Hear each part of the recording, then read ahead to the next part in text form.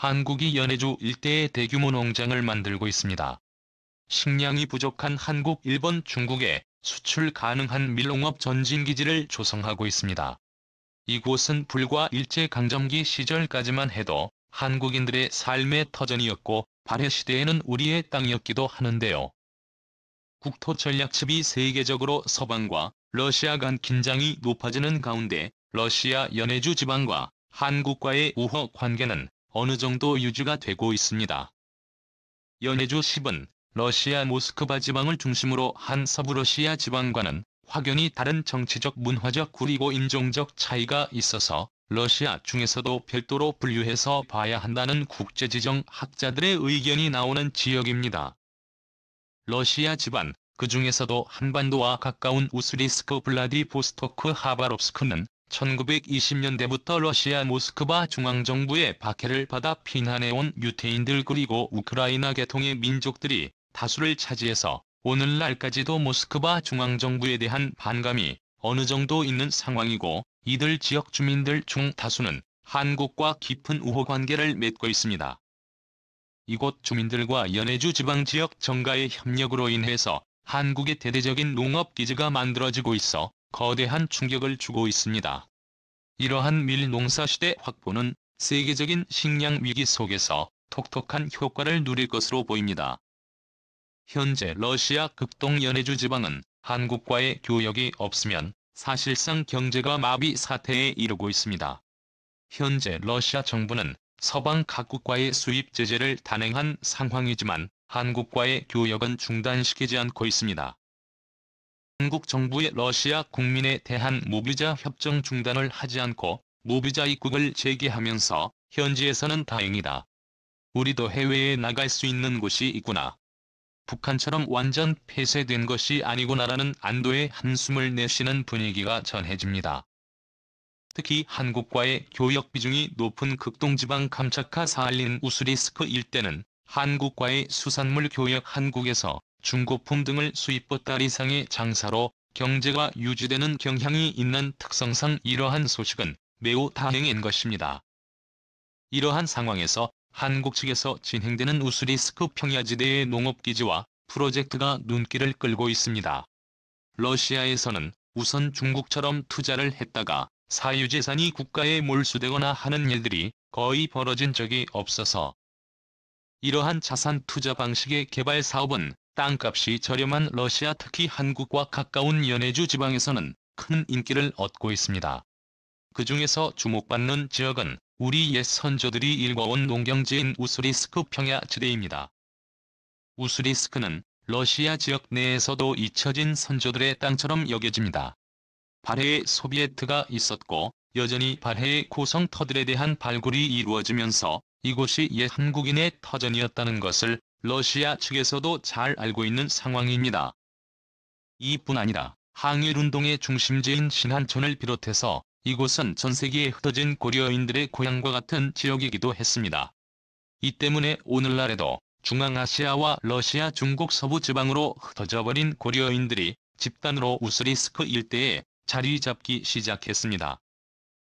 우스리스크는 한국의 식량 안보를 크게 개선시킬 수 있는 지역으로 평가받고 있습니다.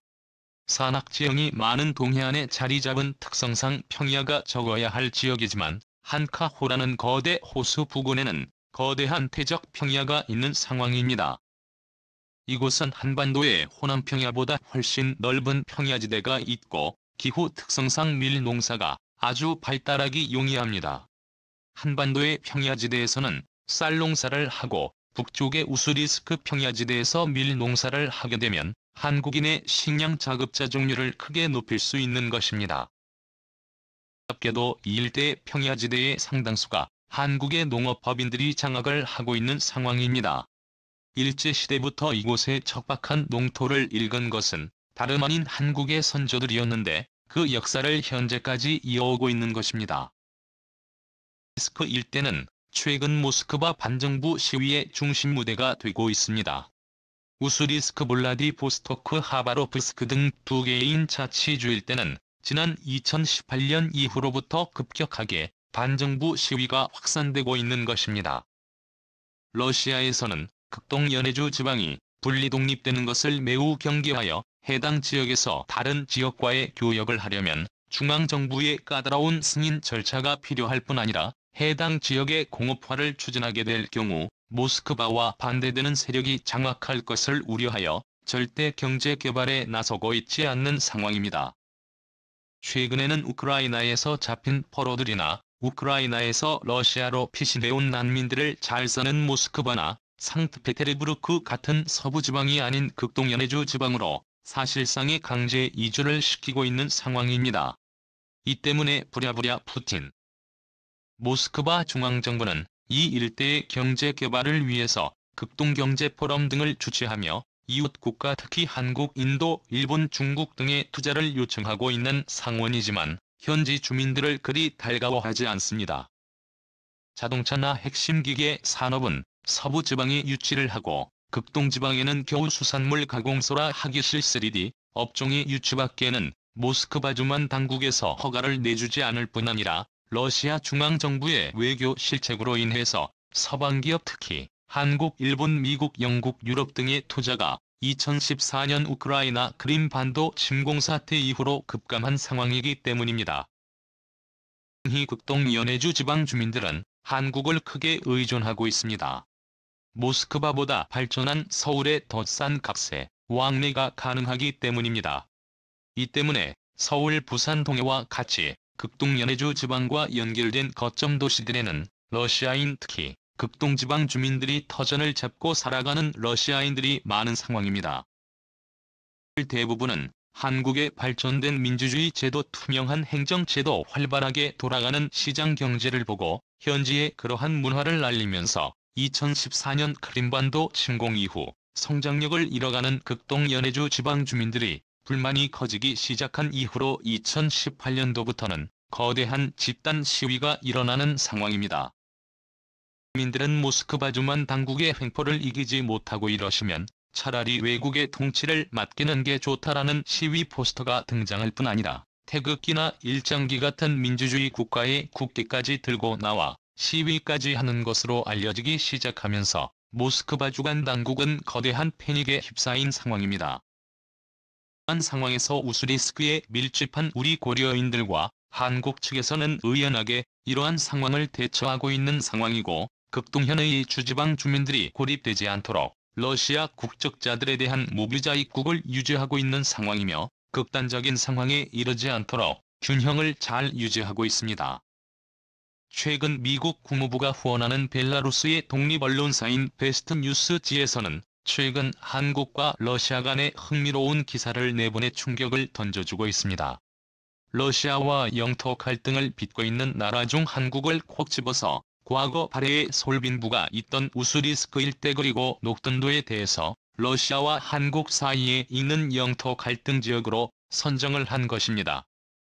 즉 러시아가 향후 급변 사태가 일어날 경우 한국 정부 특히 남한 정부와의 협의를 통해 옛 영토 반환 등의 협상을 이끌어낼 수 있는 지역으로 묘사한 것입니다. 만약 영토 반환이 이루어지게 된다면 한국으로의 직접적 편입이나 미국령 푸에르토리코와 같은 해외령 자치지구처럼 변모될 가능성이 있다는 분석이 제기됩니다.